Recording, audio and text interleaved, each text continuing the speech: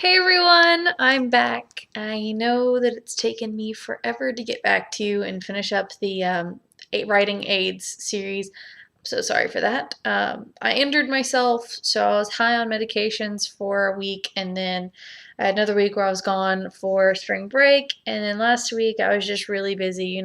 After you come back from spring break, you have like that really busy week, and actually I'm still in a really busy week, but I have a little bit of a break right now, so I'm gonna go ahead and record this video. Yeah. Anyway, so to continue my writing aids video, if you go to my channel, you can go back and see the other ones. This one is going to be on your seat. I started with your voice, then your hands, now your seat. I think that's how I did it, yes. So your seat.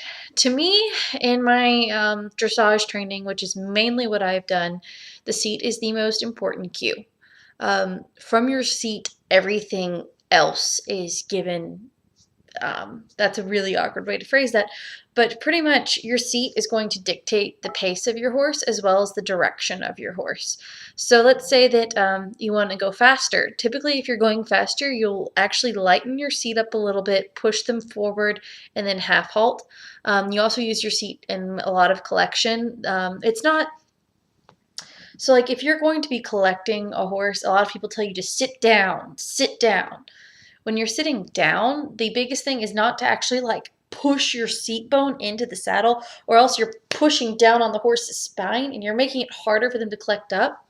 The thing what they're saying is to actually have more contact with the saddle, but to not make your seat heavy. It's kind of a difficult concept to explain, but you're going to be trying to pick the horse up using your legs, like wrap around your legs. Try to pick the horse up into your seat and then hold them there. So it's almost like, like whenever you're cantering, you're doing a circle with your seat. But you're trying to keep that same circle, but have it go up more, but at the same time maintain the contact. Another thing is your seat is really going to be the first aid you use if you're slowing a horse down. If you're going from a canter to a trot, you really need to sit down, push your seat down, relax, take a breath, push your stomach out, and hold that breath. Well, not really hold that breath, but keep your stomach out and then hold your seat kind of still. And when your seat is still, the horse will slow down. I have a horse who will literally not stop until you sit down properly. She is very temperamental. She will, if you get on your reins too much, she'll actually run away with you. And the more you brace, the faster she goes. So the seat is really, really, really important. Having a horse that responds to rein, you'll always be fine. Having a horse that only responds to seat, you can get yourself into some deep trouble if you don't know what you're doing. I've had a lot of people do it on mine. They got on, said they knew how to properly use their seat, and then ended up getting run away with a lot. It's happened more than once now. It's currently kind of happening to one of my friends who's been riding, but she's getting a lot better. They're working together a lot better, and her seat's developing, so she's getting those transitions down. The seat, as I said, also helps with turning. A lot of people call seat weight, and they'll talk about shifting your weight. What that means is that you don't really ever want to lean one direction, because then you kind of throw your saddle off kilter, you throw your horse off kilter, and if you lean, you're shifting 100 and something pounds around on their back, and it's just not a good idea. But what you want to do is kind of look a direction, like not like look a direction. You don't want your eyes going to the middle, but let's say that I want to turn that way. Sorry, my camera.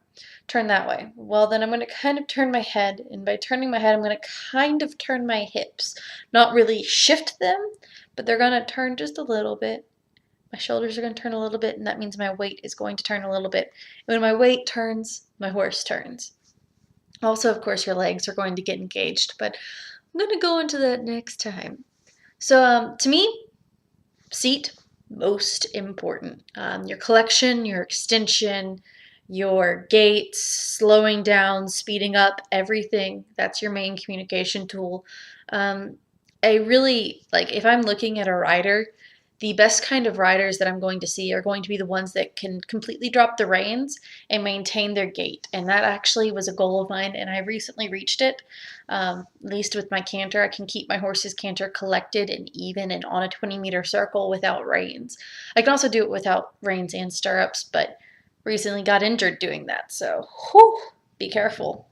But do it without reins. And if you can do something without reins, that means you've really got your seat engaged, you've strengthened your abs. A sign that you're actually using your seat correctly is going to actually be a sore core. Your abdomen is going to hurt. One time, I remember I had a really hard lesson. Next morning, I woke up and I tried to sit up and I felt sick. And I felt this pain in my stomach. And I talked to my trainer the next time I saw her, and she said, "Oh, good, good, you're doing it right." So if it hurts, then you're finally doing it right.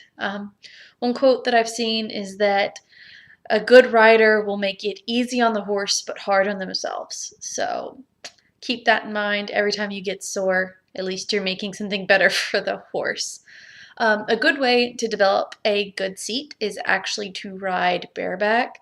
But I am going to put a little asterisk by this. I pronounced that wrong. Asterisk. Whatever. I'm going to make a comment about that. Riding bareback, it's going to develop a good seat, but at the same time, if you have a bad seat, then I say don't do it. If you have a seat that's going to be bouncing a lot on their spine, please do not get on bareback, because then you're taking all of your weight and centering it on their spinal cord, and you're causing a lot of pressure on a small area. Just kind of think of it as a child jumping up and down on your back when you're on all fours. It's not going to feel good, and it's going to offset some things, and it's just not healthy for anyone. But if you already have a decent seat, then I would say go ahead and try bareback and see what you can get out of it. And of course, move up slowly. Start with the walk, conquer the walk and the halt, then maybe go into the trot and maybe just do short trot sets until you can finally get yourself down pat.